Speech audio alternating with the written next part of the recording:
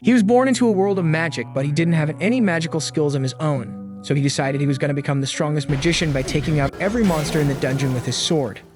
The story starts with this dude named Will living in a world where magic is like the holy grail, but damn, my man got the short end of the stick because he ain't got no magical talent. Still, they enrolled his ass in one of them fancy-ass academies, but the problem is how the hell is a dude with zero magic gonna make it in a university like this? He decides to tackle this problem by perfecting his skills with the sword and heads off to high-level dungeons, regularly scraping with giant beasts, shooting magic spells at him, which he dodges and uses his incredible speed and skills with his sword to utterly stunt on the monster and slice it in half with a single slash.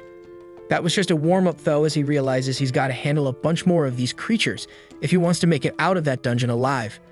But that ain't no biggie for him because he's done it plenty of times before. The next morning, he drags his tired ass to class, where a professor named Edward teaching them about the basics of alchemy and how to produce sulfur, which helps in the creation of explosives. Edward notices Will nodding off in the back, so he calls his name, but unaware Will keeps snoring till Edward shouts his damn name. Will jumps up, all surprised and shit. Edward calls him to the front and tells him to show the class what they just learned. Ain't no escape for Will, you gotta step up in front of everybody and demonstrate. Edward tells him it's super easy and all he's gotta do is produce some flames and sulfur will be created. Will's hands are shaking as he pulls out his wand and starts chanting the spell for flames. But to his disappointment, not even a damn spark comes out of that wand. The whole class starts laughing at him like he's some kind of stand-up comedian. But the teacher shuts them up real quick. Edward looks at Will with disgust, wondering how the hell a theory genius like him can flop so hard in practical magic, and he wonders how Will even got selected for this academy. Then out of nowhere, this fiery-haired dude named Tsue whips out his wand, all confident-like, and aims it at the stuff on the desk. He busts out his flame magic, straight up torching everything and creating sulfur, while poor Will hides behind the fire like a scaredy cat. Edward tells Tsue not to do any shit like that without permission, as he immediately creates a huge crystal of sulfur with his magic spell.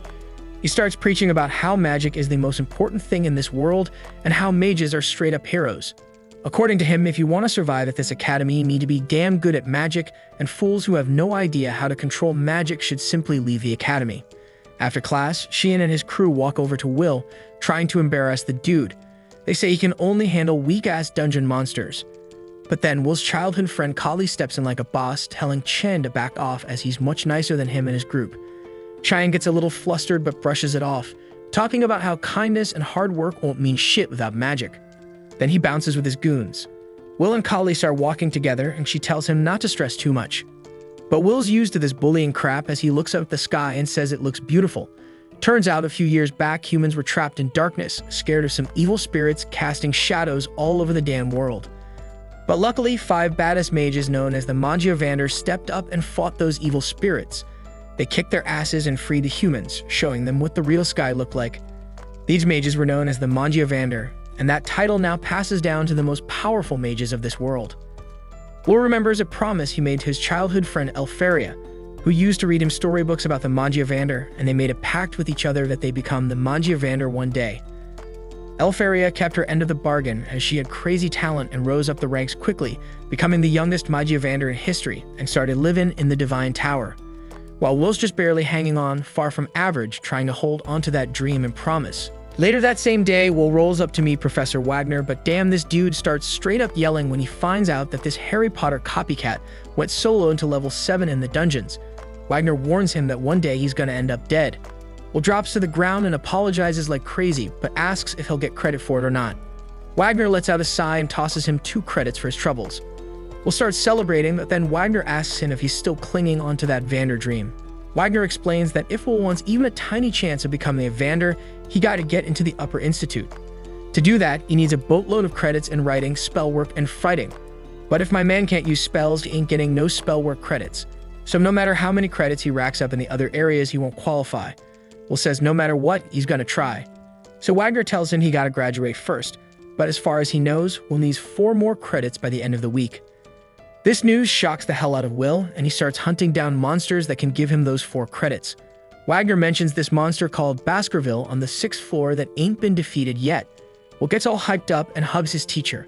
But little does he know, Tsue overhears the whole thing and decides to hit up the dungeons himself. He wants to kill that monster before Will does so he can boot him out of the academy for lacking credits. Later that evening, Will enters the damn cave with his sidekick Kiki, telling her to use her nose to sniff out the monster. But Kiki ain't feeling it because the last time when Will fought at Baskerville, she got straight up roasted by its breath. On the other side, Sheen and his crew step into the 6th floor, all determined to find that beast before Will does, so he gets kicked out. One of his lackeys with some pink feminist hair asks if it's a good idea for just 3 mages to venture in, but Sheen shoots him a mean look, claiming he's one of the best mages in the class and can handle it. He's walking with a bunch of racist angry thoughts in his head and tells his crew to use their scan magic to track down the beast's location. When suddenly, this massive beast pops up and straight up decks the spiky-haired dude so hard he becomes a freaking pancake on the wall. Shin's in disbelief, frozen in place, while the feminist starts shrieking like a banshee out of sheer terror. Will hears the screams and springs into action, hauling ass towards the noise because he's worried someone's getting messed up. He turns a corner and spots Shannon on the ground, blasting fire at the monster. But this creature ain't phased one bit. Will recognizes it as the Evil Sentinel, a super tough monster worth 10 credit scores. He wonders what the hell it's doing in this dungeon level. He realizes that Shannon's magic ain't jack against this beast. It just brushes off those flame blasts and keeps coming for the scared shitless boy. Will considers helping him out, but then he remembers all the times this jerk mocks him for no reason. That makes him want to shut his eyes and pretend he didn't see a thing. But then he thinks about Elfaria, who always said he was the kindest person she knew. She even gave him a pair of glasses as a gift. That reminder brings him back to his true self, and he puts on the glasses just as the monster raises its weapon to finish off that cocky brat once and for all. Will blocks the monster's attack just in time, pushing it away and saving Chen's sorry ass. Meanwhile, back at the academy, Edward barges into Wagner's room and demands that he send his familiar straight into the dungeons. Turns out, Shingen and his lackeys snuck into the 6th floor without permission. Wagner realizes what's going down but tells Edward not to sweat it because Will's on that same floor too. Back in the damn dungeon, Will keeps going head-to-head with the monster, blocking its attacks, dodging like a boss, and slicing off a finger with a swift slash to its arm. The monster gets all pissed off and tries to strike back, but Will's moving through the air like a freaking eagle, dodging that shit. Finally, the monster manages to land a hit on Will, but my man blocks it with his sword. He gets blasted back, and the monster starts chucking rocks at him. But Will slices right through them like it's nothing. He's jumping all around that monster, landing on its back and straight up stabbing it through the neck.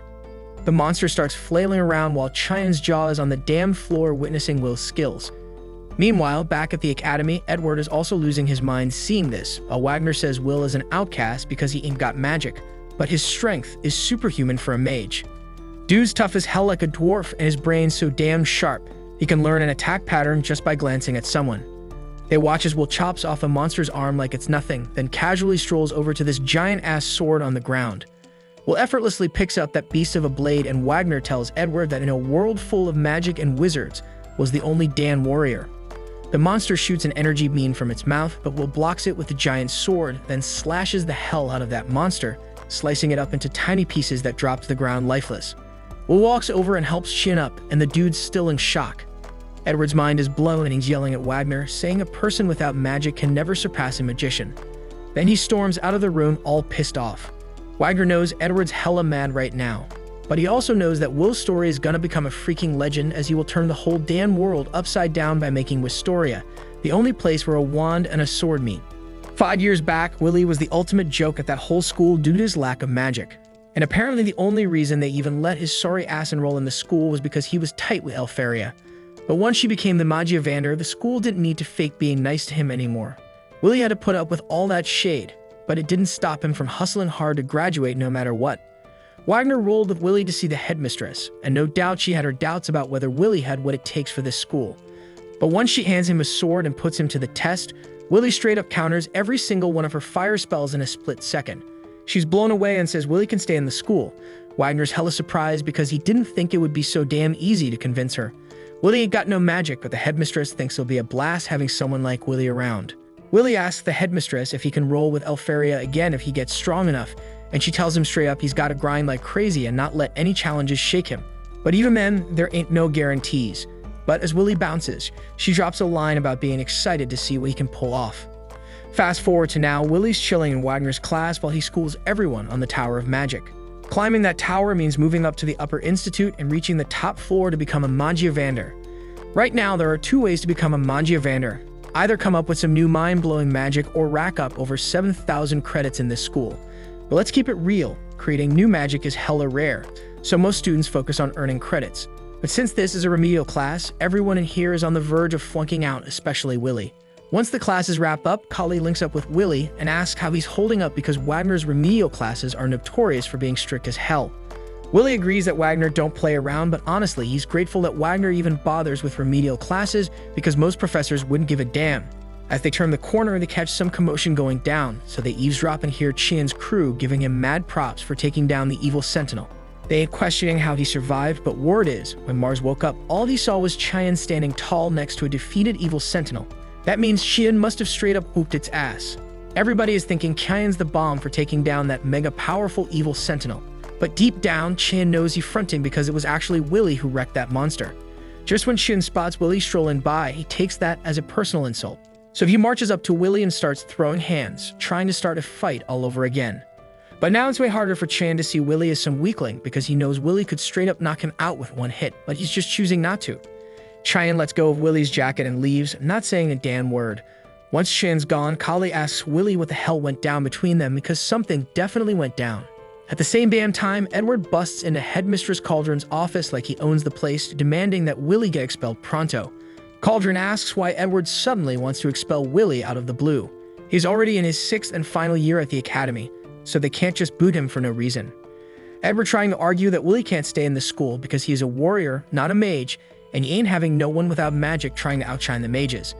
Cauldron pulls out Willy's records and points out that his grades are off the charts, his writing is on point, and his magic reports are mad insightful. So he can't use magic, but he's the damn definition of a perfect student. If Willy's dream is to become a Magiavander, Cauldron believes he could excel in any damn profession he chooses. It is the Academy's duty to produce smart-ass folks for the fated day. But Edward is saying Willy's ambition to become a Magiavander is the problem and Cauldron feeling him on that. So she comes up with a plan. She tells Edward to personally test Willy, and if Willy can't pass Edward's test, then he's free to kick him out if he wants. Edward asks if Cauldron is sure she want to leave Willy's fate in the hands of his #1 hater. And Cauldron says she's fine with it since it won't make a difference. If anything, she thinks it gonna be more entertaining to have the Dark Viper Mage himself test Willy. Meanwhile, Willy getting ready for his next class and asks Kali to help him pop open his locker. She happily does that, and he apologizes for always making her do it because he ain't got no magic skills. She's cool with it, but then she peeps Willy's sword in his locker and asks if he's still training with it. Willy says he is, but he couldn't get the green light to use it while he's at school and his roommate back in the dorm won't let him do anything risky. Later on, he and Kali roll to the library to study together, and Willy's going all in even though he already aced this shit before. Kali tells him to chill since he's already killing it in writing, but Willy says he gotta keep hustling because he can't afford to drop a single credit. Plus, he enjoys learning history from the perspectives of other races, especially because he can relate to the dwarves. They went to war against badass mages, but they never backed down despite the tough-ass challenge. Right then, Kali spots a white strand of hair on Willy's dome, and she says it's probably because he's pushing himself too hard. She offers to yank it out for him even though Willy says she doesn't have to. But she's really all about doing it. Just when they're getting flirty, Edward sneaks up behind Willy and tells him to meet him solo in the spell hall because he got some shit to handle. A little while later, Willy shows up at the spell hall, and Edward drops the bomb that he's hooking Willy up with a special remedial class, so he better be grateful. Willy can't believe Edward's offering him a remedial class, but that just proves he ain't up to no good. Dude wants to see what Willy's really made of, so he shoots a warning shot to let Willy know it's a damn serious. Edward says if Willy can land a single strike on him, he'll score 5 spell work credits. But if he fails, he's getting expelled on the spot. Edward also makes it clear that Willy can't say no to this test, so he starts casting a spell to take Willy out. Meanwhile, Cauldron summons Wagner to her office and apologizes for the short notice, but she thinks Wagner should know what Edward's up to. She casts a spell to show him the test Edward's giving Willy, and she forbids Wagner from interfering for any reason. She thinks it's only fair that Edward gets his request granted since Wagner got the same privilege to watch over Willy. But Wagner thinks it's too damn cruel to let Edward, of all people, be the one to test Willy because this dude almost became a Magiavander. He might have failed, but he's still got power equivalent to one, so Willy's in some serious danger right now. So far, Willy's been dodging Edward's spells, but Edward's only been using weak-ass black magic. Willy can't believe the insane power Edward's showing. Willy gotta find a way to fight back, so he tries sneaking up behind Edward and landing a kick, but Edward easily blocks it with a shield spell. That shield is too damn strong for Willy to break without a weapon, and Edward calls him hopeless for thinking a kick could penetrate a magic shield. Then Edward straight up blasts him away, and Willy starts to worry that there might be no way for him to win. Edward's just too damn strong for him right now. Edward tells Willie he'll limit himself to 2 spells, one for attacking with fire and one for defending against Willie's weak-ass moves. But even with just 1 attack spell, someone who's a master at that shit can outshine someone who's learned 1,000. At the same damn time, Edward's casting his fire spell, and Willie knows he's screwed if he gets hit with that. So he starts hauling ass, trying to run away, but Edward still manages to blast him no matter what.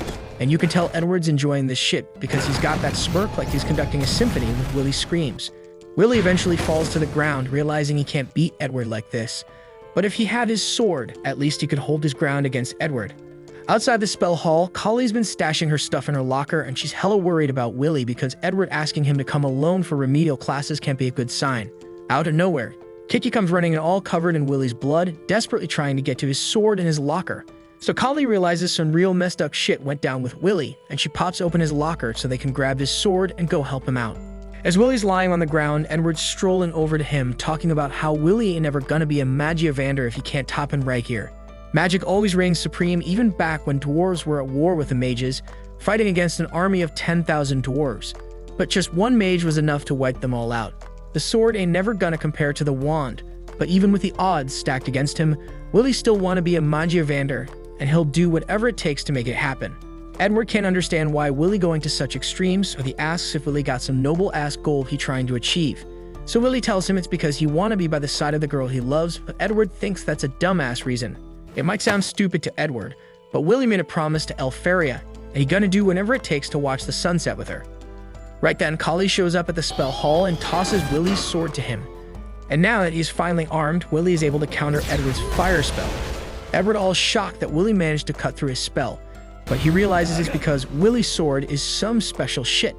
Still, he is hell-bent on proving that Willie ain't no match for a mage. Willie is scared shitless of Edward's flames, and if he had a choice, he would have bounced from this fight long ago. But facing Edward is the only way for Willie to move forward. So he charges at Edward, dodging all his attacks, and now that he is close enough, he slices through Edward's barrier and scratches his cheek. Edward gotta admit that Willie passed the damn test, so he gives him his 5 credits and walks off. Willie collapses on the ground from exhaustion, and Collie runs up to congratulate him on his win, but he straight up passes out. Cauldron praised Willie's performance, and the analyzer Wagner said his strategy of diving into the attack to close the distance and attack from the blind spot was straight up brilliant. And what's even more impressive is that his sword strike was strong enough to break through Edward's shield. So maybe Willie got what it takes to be a Magiavander after all. Willie starts reminiscing about the time Elfaria took off for the tower. Before she left, he promised her he'd climb that tower one day even if he couldn't use magic. He swore he'd find a way to be with her, and when he did, they'd watch the sunset together. He made her that promise, and she replied with teary eyes and a smile, saying she'd always wait for him. Then she left, and Willie couldn't hold back his tears. He tells Professor Wagner, who's standing behind him, that this is gonna be the last time he cries like that. Next thing we know, we see Willie hustling, delivering newspapers in the city to make ends meet. He bumps into a dude named Dunnan who gives him some encouragement, saying he'll catch Willie at Gina's spot tomorrow. Willie keeps moving and almost trips on some stairs, but he manages to keep his balance and uses his OP skills to save the newspapers from falling except for one. He grabs that stray newspaper and starts reading it, only to find out that Elfaria did create 12 new types of magic spells. He thinks to himself that she's putting in that work, and it motivates him to do the same. Then he notices that Elfaria is placed in order with the academy. The scene switches to his dorm room where he asks Roasty if he can whip up a magic item for him. Roasty's wondering why he's in such a rush. While Willie changing his clothes, he tells him that Elfaria is put in order, and he's going to skip classes to head into the labyrinth and gather ice cores from the frost walkers. He explains that she needs a bunch of magical catalysts, and the students will get paid for however many they can gather. He lets Roasty know that he's going to need that magic item so he can explore the 4th floor. So when Roasty sees the excitement in Willie's eyes, he can't say no. He hands him the magic item and mentions he's made some upgrades since last time. Willie thanks him, and before taking off, Roasty tosses him a piece of bread for breakfast. Later on, he explains how the mage Queen Mercedes once said that everything comes from the dungeon, and she encouraged everyone to conquer it by using their knowledge. So we got Willie making his way to the 4th floor of the dungeon, and he peeps a bunch of students going at it with the frost walkers. He figures it's all because of Elfaria's orders, and he's impressed by how she can rally so many folks with just one command. He spots Shin in the mix too, blasting the frost walkers with his fire spells. Shin's thinking these small-time enemies ain't gonna make him stronger, and he remembers how strong Willie was when he took on the Sentinel. Willie can sense Shine's power and his thirst for blood, and he knows he won't be able to score any frostwalkers in this spot, so he keeps going deeper into the dungeon and comes across some monsters attacking a female student. He swoops in and takes him out in a flash, so quick the girl can't even process what went down. She finally notices Willie and realizes what she saw wasn't magic, it was some badass sword play. Willie checks if she's alright, and she nervously says she's good. She thanks him for saving her, and he introduces himself. The girl introduces herself as Iris Churchill, a fourth-year student. Then the scene switches to Professor Wagner teaching a class at the academy, and we see a bunch of students skipping out because of Elfaria's orders. He tells the students that in this world, creating new magic is such a huge accomplishment that it lets the creator advance to the tower without any conditions. He explains that new magic often gets named after its creator, like the spell Dax Darbicans named after the ancient mage Darbicans. He tells the students that if they can create new magic, that'll leave their mark in history. The students think it sounds easy, but they know it ain't that simple. Rose brings up the news they read earlier about Elfaria creating 12 new spells, saying it must be mind-blowing. The professor says it's an unprecedented achievement that nobody else has done, and Elfaria might just be the greatest mage in the history of the Dan world because of it. The whole class starts wondering if this means ice magic is the top dog now, and they start thinking about joining the ice faction. Kali thinks Willie's childhood friend is amazing, and the whole academy's buzzing because of her. And Rose can't help but wonder if she's feeling jealous of Elfaria, because she's afraid Willie might be taken away by her. Kali gets all worked up hearing that, and the professor gives them a scolding for causing a commotion. Kali starts wondering if Willie went to the dungeon today just for Elfaria's sake. Meanwhile, back in the dungeon, Iris realizes that Willie's the bookworm with no magical skills she's heard about. Willie feels a bit offended by that, and he learns that Iris is a fourth-year student. He starts thinking if his lack of magic talent bothers her, but she tells him without a care that she can't look down on her savior. She says he might not be able to use magic, but he's got his own talent, and she respects that. Willie's confused by her laid-back attitude towards him, and he wonders if she's here because of Elfaria's orders too. Iris confirms it and says she wants to help out Magia Vander and do her part in holding up the sky. Willie explains that what Iris said ain't no exaggeration. He goes on to say that the folks in this world have never seen the real sky. The sky they see now is a massive barrier put up by the Magia Vander with their powerful magic. Legend has it that if the barrier falls, darkness will swallow the world and a catastrophe will begin. The students ain't just clearing orders from the tower because they admire the Magia Vander. They believe they're doing their part in holding up the sky. Then Iris tells him she's actually met Elfaria. She explains it happened when she was all alone in the dungeon, surrounded by monsters. Willie wonders if she's got a habit of getting surrounded by monsters. Iris says back then she was in a dire situation and had accepted her grim fate. But then Elfaria freezes all the monsters in an instant, helps her up, and tells her to be careful next time. Iris gets all excited remembering that, and she mentions with sparkling eyes that they had a long chat after that. That's when Kiki notices something, and Willie goes to check it out while Iris keeps rambling. She mentions she wants to help Elfaria, but she ain't found a single Frost Walker. She thinks maybe the other students already took them all down. Her searching ability ain't finding nothing either, so she asks Willie what he's up to. Willie tells Iris that Frostwalkers leave behind ice shards on their tracks, but usually those shards are like 0.5 to 1 millimeter in size. But my man notices a shard that's twice as big. He figures there's a massive Frostwalker up ahead, and maybe in a spot her searching ability can't reach. Iris is wondering how the hell Willie knows all this when he can't even use magic, and Willie tells her magic is cool and all. But it ain't everything, especially in a dungeon. He says he can make up for his lack of magic with his experience and wisdom. Then he gets his magic item ready to go.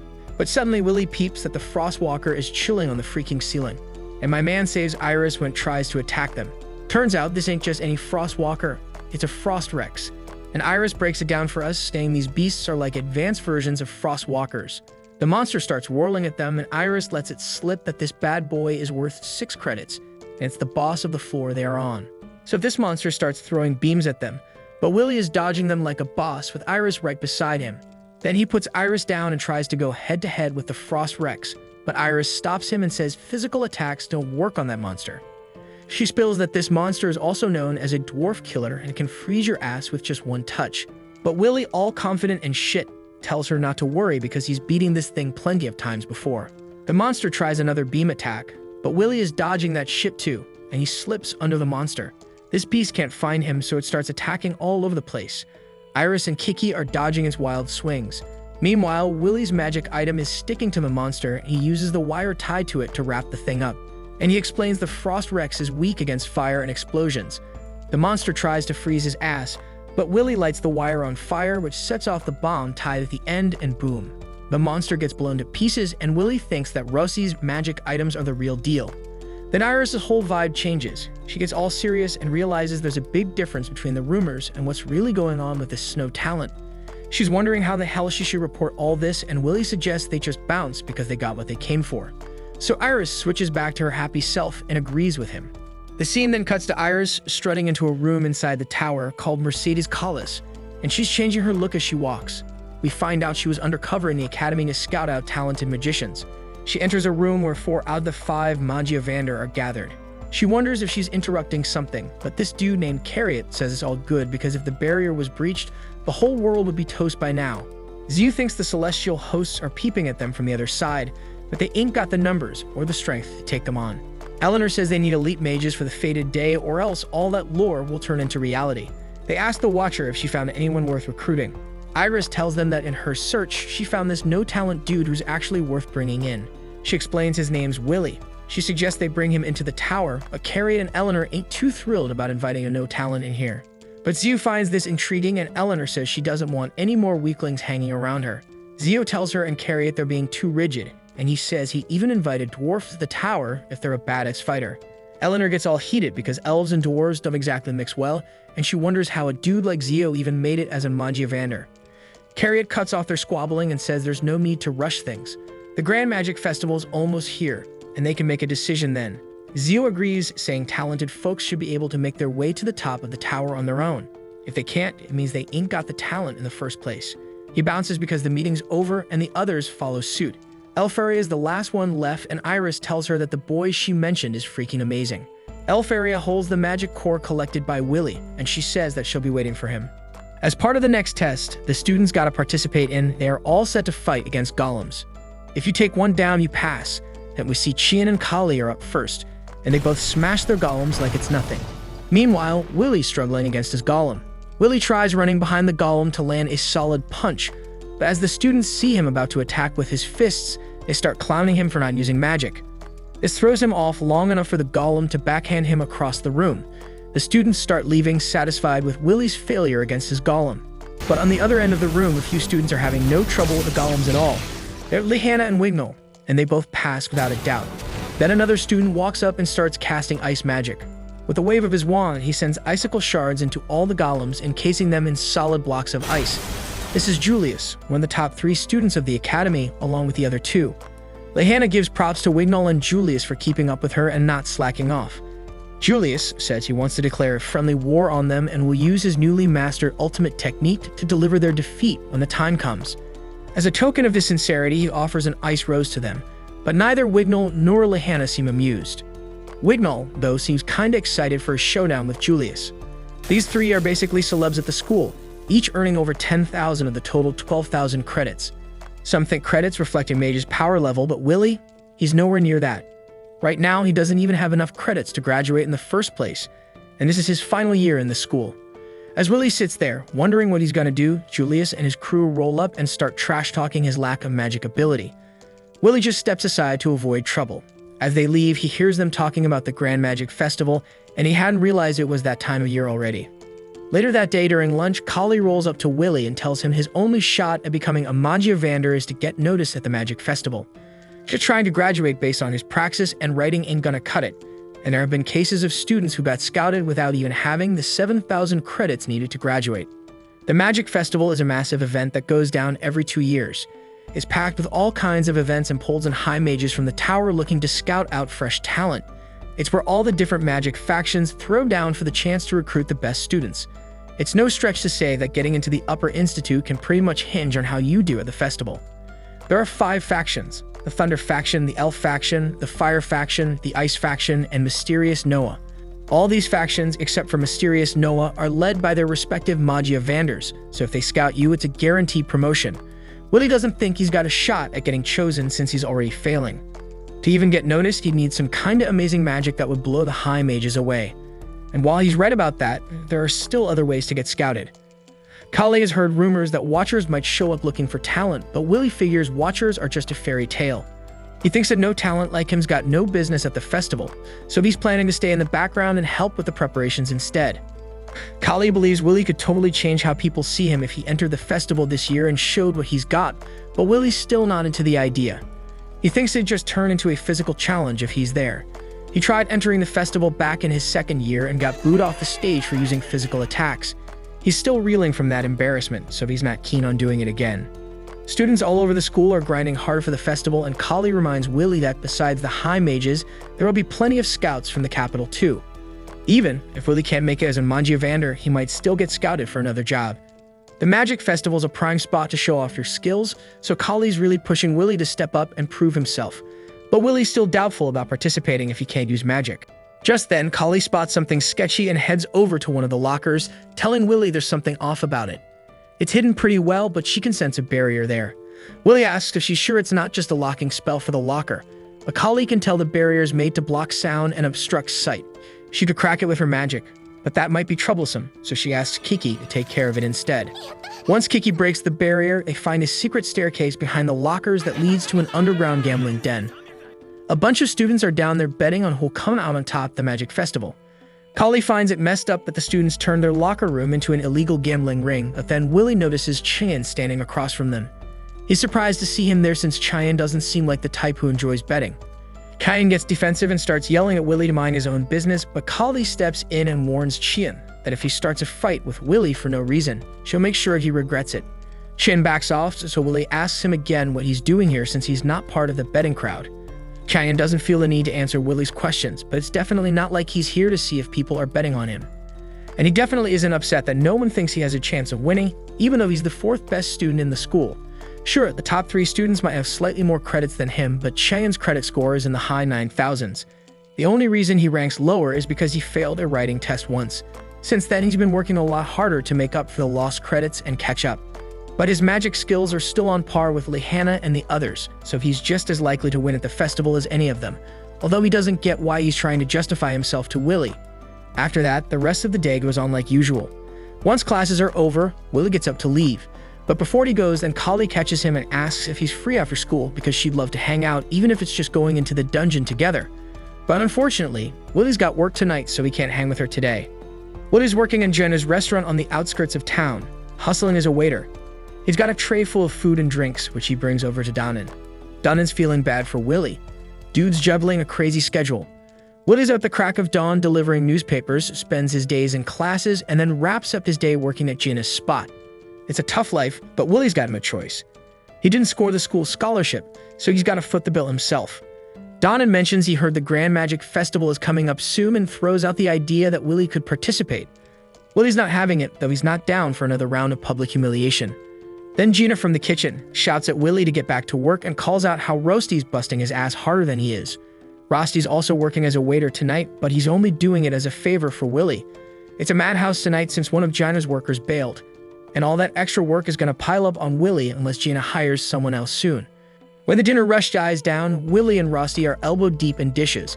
Rosty asks Willie if he's really cool with working here because the pay from the dwarves isn't exactly top-notch. Willie could easily hit up Wagner to help him find a better-paying job, but he doesn't want to bother Wagner too much. Plus, he actually enjoys working here. The people are real, caring, and they treat him well, so Willie respects them a lot. Just when things are going smoothly, Julius rolls into the restaurant clearly just to be a jerk. The minute he walks in, he starts raving about the restaurant and the dwarves working there.